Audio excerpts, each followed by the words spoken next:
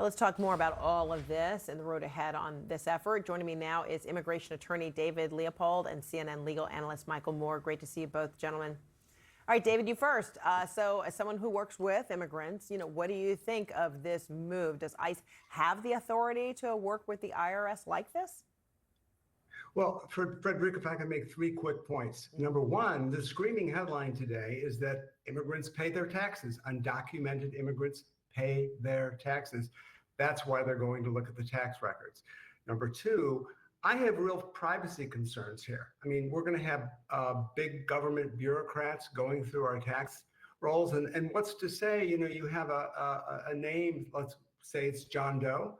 John Doe A, John Doe B, John Doe C, a repetitive name, we're inevitably going to see mistakes. We're inevitably going to be encroaching on the taxes and the privacy of American citizens and lawful permanent residents, as well as others.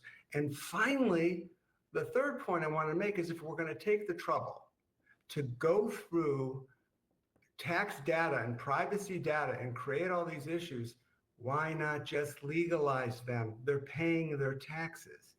So these are the people we want here. They're paying their taxes. Let's give them a pathway to citizenship, pay their taxes. If they have to pay a fine, so be it. But these are the people we want here because they're paying their taxes. And those taxes support Social Security, support the amount of tax that's paid, and Social Security tax is roughly $27 billion a year. So we are going to cut that out of the system at a time like this. It just makes more sense to legalize these folks rather than to chase their tax returns. And David, as an attorney, have you sometimes helped convey to immigrants that paying their taxes is incentive, or you incentivize, many of the immigrants to pay their taxes because perhaps that might increase their chances on their road toward citizenship? You don't have to. People are hardworking folks, and most of these essential workers, these are the people that are supporting our agriculture. Everybody knows how many immigrants, undocumented immigrants are in the food industry and other industries. They know to pay their taxes, and they know and they hope that one day Congress will get its act together and pass a reasonable immigration reform with a pathway to citizenship.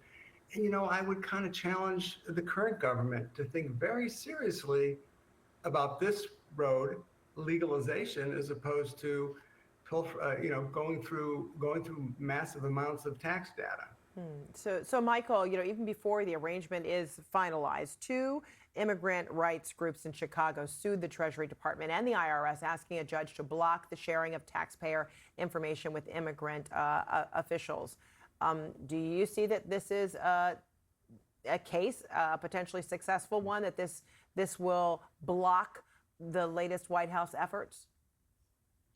Yeah, well, I'm glad to be with both of you this afternoon. It strikes me that the immigrant rights groups could probably take some of the language out of the Trump lawsuits when he was trying to block release of his tax information. And there was this huge claim that there would be, in fact, that this was some privacy information that shouldn't be let out under federal law. And so that's really the issue here.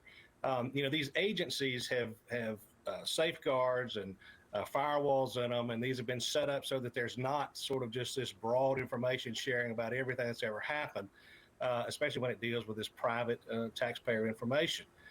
There's a process for this, and typically the courts, if there's an investigation, the courts would get involved if this information needs to be shared. But that's the check. And what the problem that I've seen, sort of both, whether it's DOJ going after and wanting to look for fraudsters, or whether or not it's now we're wanting to use the IRS somehow to get information about immigration. We're really just seeing the executive branch turned into its own police force. And that's not how this was set up. There are checks and safeguards that need to be followed. Look, you can make arguments about, whether or not somebody should, be able to hide behind the taxpayer protection if they're not here legally. That's something you can say. But there is a process in place for a court to look at that and decide whether or not that information should be released. And again, the concern is not just with this action. The concern is that this administration has been essentially dodging and weaving to get away from the courts and from anybody reviewing, whether it's Congress or the courts or anybody else, anybody looking at the acts they're taking and the efforts that they're doing. And I just don't like to see sort of this presidential police force going out doing investigations with no way to check it, whether it's through the courts or congressional inquiry. And that's ultimately, I think, of the concern. And Michael, you also, pair this with the Trump administration invoking the Alien Enemies Act, allowing ICE agents to go into suspected illegal immigrants' homes without a warrant. Where is the due process in any of this right now? I mean, I think that's the thing. They've tried very hard to get creative and to just bulldoze forward in the hopes that they can create enough smoke that nobody can see what's going on around them. And that is an issue, whether they're talking about saying, well, this person really doesn't support Donald Trump, so I think I'm going to take them and throw them out of the country under some power that the Secretary of State has to remove people. That's silly. That law was never created so that you could remove simply a political detractor. I mean, that's what makes America what it is, right? We have the right to dissent. And so when they're doing these things without any check on and have this unbridled authority going forward, and I think, I really think, and I've thought this for a long time, all these things, this is like watching maybe a whole football season, a lot of little games going on, but ultimately we got to get to the Super Bowl to see who's going to prevail. And the Super Bowl game is going to be played at the Supreme Court. And they're going to have to decide, are they going to cede what power they have in that big marble building to a sort of a tyrannical type theory of leadership? And I just don't believe they will at the end of the day. So, David, you're shaking your head, in agreement for a lot of what Michael said, and this is happening on the heels of the Trump administration revoking the legal status of more than 500,000 Cubans, Haitians, Nicaraguans, Venezuelans. I mean, it is something that DHS has been, talking about doing since January. So at this point, you just mentioned, where are the checks here? And if it's going to be all litigated, at some point, is the court system getting inundated where it can't address all of these things in a timely fashion? No, we have federal judges that are masterful. I am a strong believer in the federal court system and the judiciary and independent judiciary. And we're seeing right now in Washington, D.C. with Judge Brosberg how this works.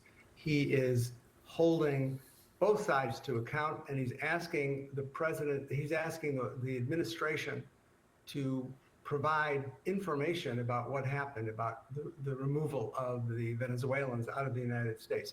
And to Michael's point, Frederica, we have laws. Nobody wants gang members and dangerous gang members and terrorists, Hamas supporters in the United States. We have laws. The immigration laws on the books are very strict. And if the government alleges somebody does one of those things, gang member, Hamas supporter, terrorist supporter, we have a terrorist statute which can be used to deport somebody. We don't need to go to a vague foreign policy statute, which creates a slippery slope, the who's next approach. Is the next person that's going to be targeted, is it going to be somebody who is a climate activist or a gender rights, or is it going to be simply somebody who doesn't agree with the administration? So we need to stick with the statutes that are on the books. All right, all great points to both of you. David Leopold, Michael Moore, great to see you both. Thanks so much. It's good to be with you.